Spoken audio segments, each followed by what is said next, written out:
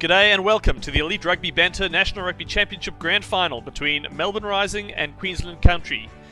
We move over to the game at Suncorp Stadium, these two teams having taken very different routes to the final. Melbourne on a 4-game winning streak after losing only game 1 against Queensland Country, in fact. Queensland Country on a 1-game losing streak, having gone 3 out of 5 on the season, only losing to the Stars and the Kings. We see Melbourne Rising lineup here. Tom Robertson leading with 48 tackles in the season. Bernard Foley with 24 points in the season. Marika Korobetti on the left wing, 3 tries, but a surprising stat for Joe Tamani in the midfield with 2 drop goals. Mark Nwangani-Tawasi, a real up-and-comer on the right wing, and a lot of star power across this field, and also Ned Hannigan.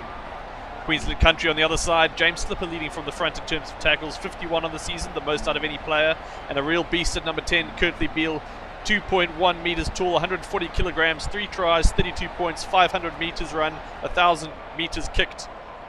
And here we go with the game. Queensland Country getting us off to a good start. I'm going to go back to my normal voice because this is torturous for everyone. Well taken by Melbourne Rising. And Joe Powell moves over for his shift in the scrum half position. An early half break it looked like by, I believe, Sean McMahon. Bernard Foley now filling in. And McMahon there takes it up, shifting the ball out wide. There's a little bit of space there for Greg Holmes, and they found Marika Korobetti, the danger man, shifting it back inside. That's a clear run to the try line for Jed Holloway. No one's going to stop him, not even the man beast that is Kurtley Beale. Scott Fardy looking understandably disappointed there as they go down very early in the first half to Melbourne Rising, courtesy of a Jed Holloway try. And you have to credit Joe Tamani with the quick hands. Greg Holmes knew he couldn't go the distance. And Korobetti doing the smart play, getting it to the inside man, who is Jed Holloway, screaming away with his red beard. Early points to the board by Rising, and that's a real danger sign. You have to wonder if Queensland Country will be able to shake it off. Not used to playing from behind this whole season. In fact, the 2 losses against the Stars and the Kings were late losses, I believe. So the team hasn't really had their mental fortitude tested properly. Bernard Foley will want to put another nail in the coffin with this kick. Relatively easy one. And you put money on him to get it over from here. And you'd walk away with more money than you put on him. But not much more because the odds probably weren't that good. 7-0, Melbourne Rising over Queensland Country. The incredible bulk, Kurtley Beale, will kick us off again. Last time they went short, this time they may prefer to go a little bit longer, and they do that, trying to get a bit of territory.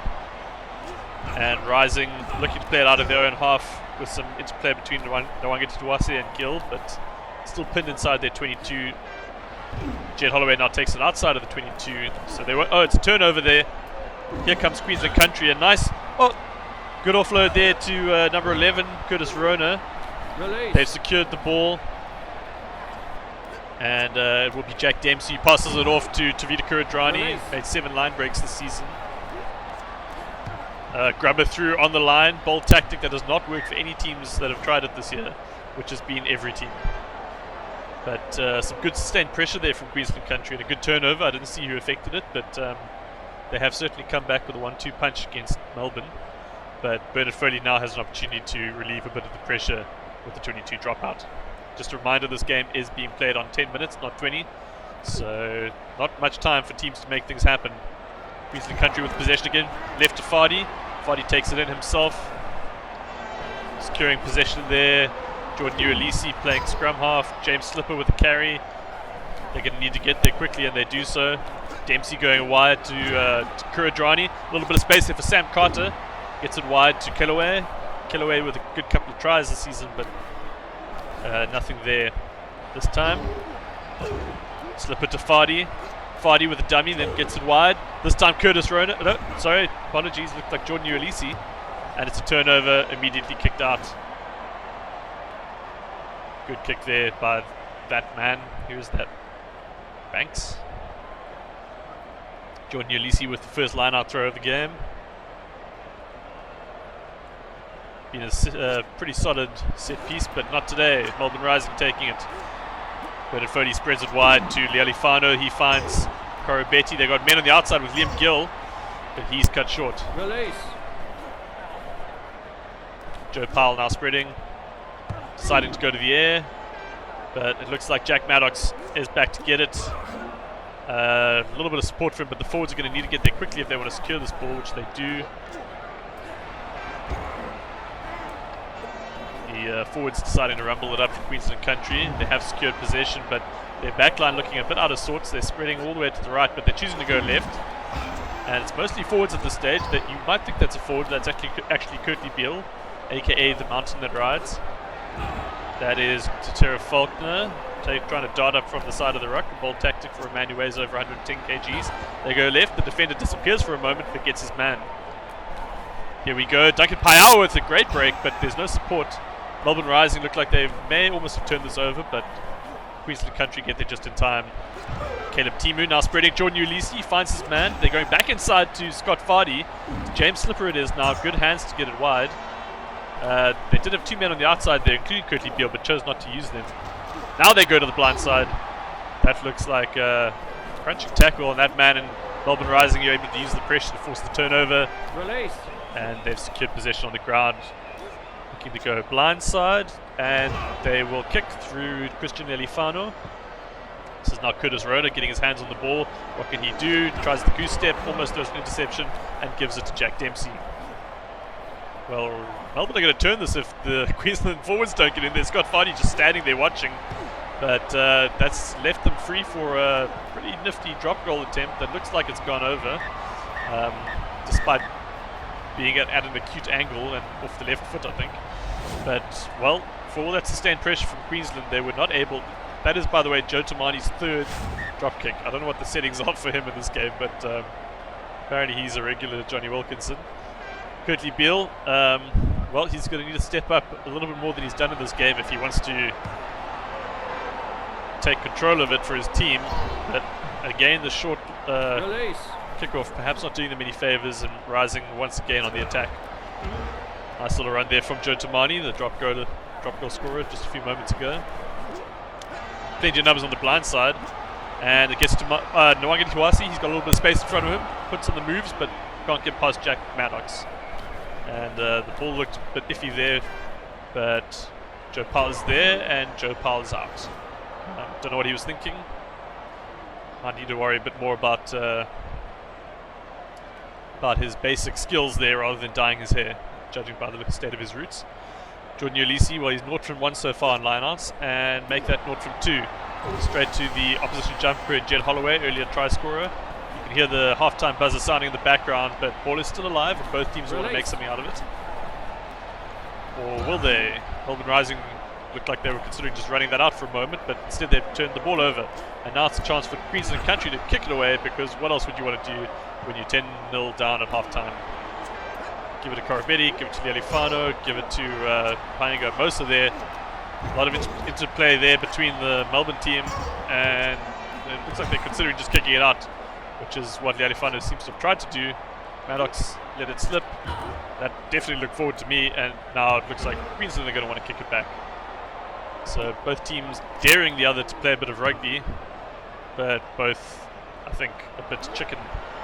Well, that'll be it for the first half. 10-0 to Melbourne Rising, and really you have to feel like there's only one team in it at this point. Queensland Country with a fair share of possession. You can see almost 40%, which is more than you'd expect them to have given the scoreline, but only 3 line breaks to show for it, 29 tackles, and really just not enough on attack, I think. But personally, I think the forwards may be mostly to blame, not being able to secure possession.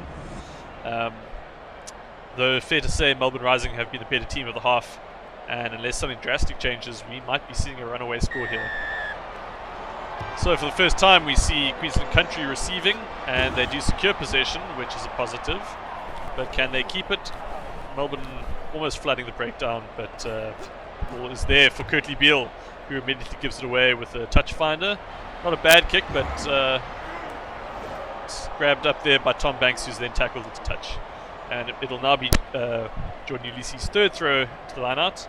He is yet to be successful with any of them. Lots of pressure, and he fucked it up. Melbourne Rising getting the ball back once again. Joe Powell spreading it a bit wide. Oh, crunching hit there. I think it was, I don't know if that was Caleb Timu.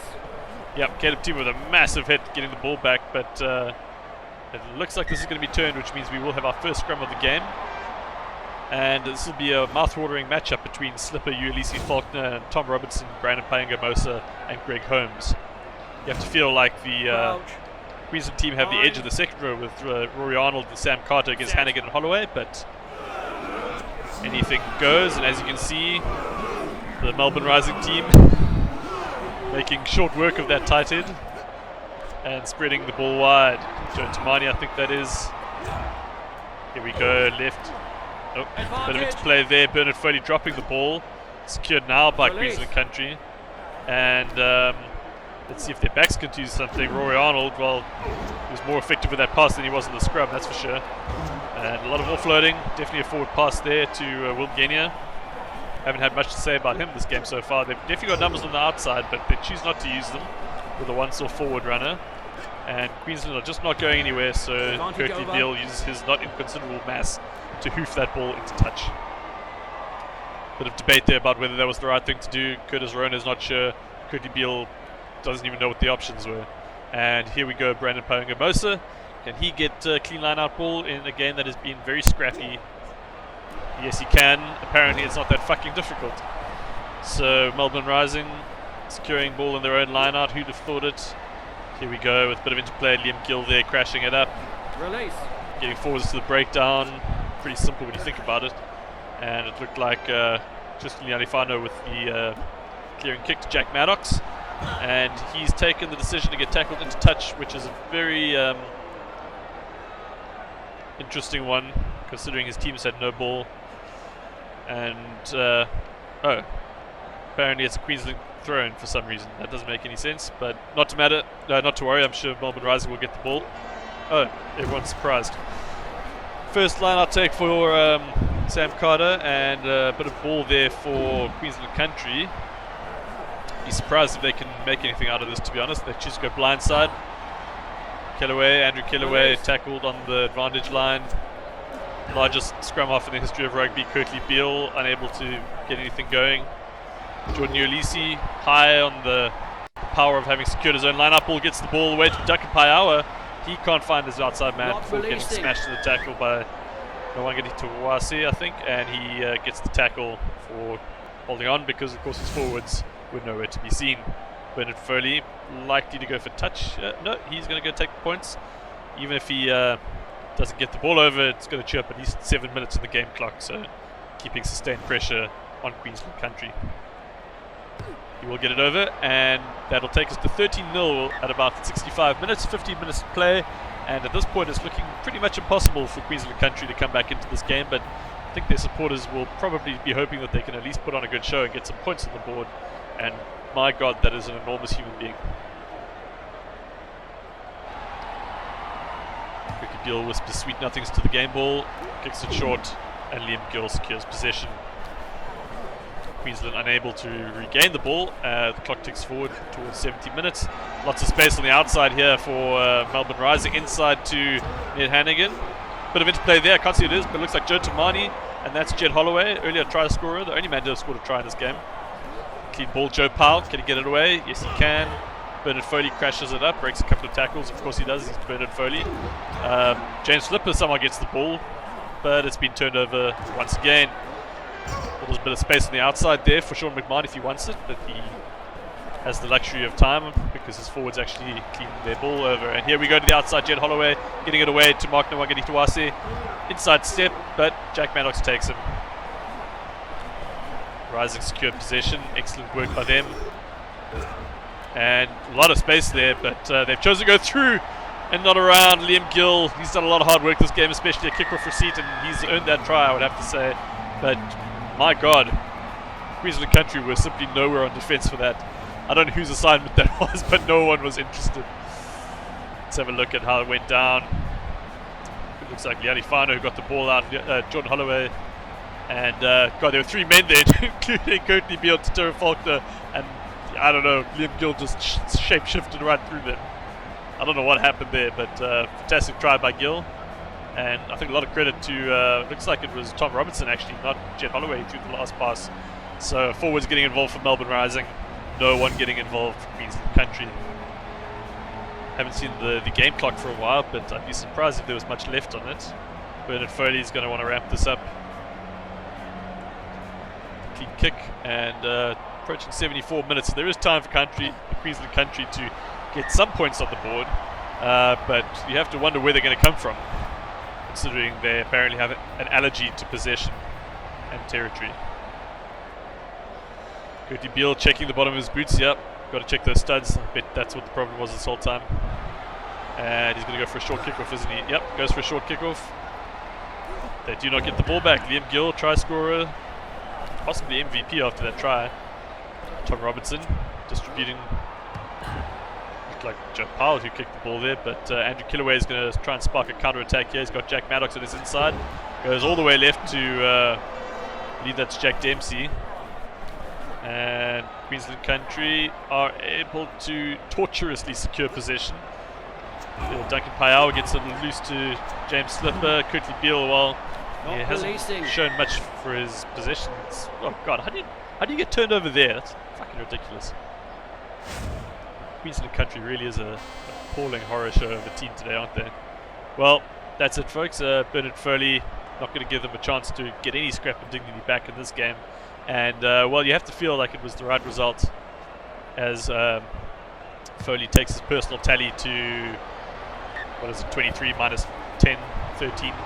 And pretty good performance there by Foley. Great performance there by Melbourne Rising, who whitewashed their Queensland Country opponents. 23-0 in the grand final of the NRC.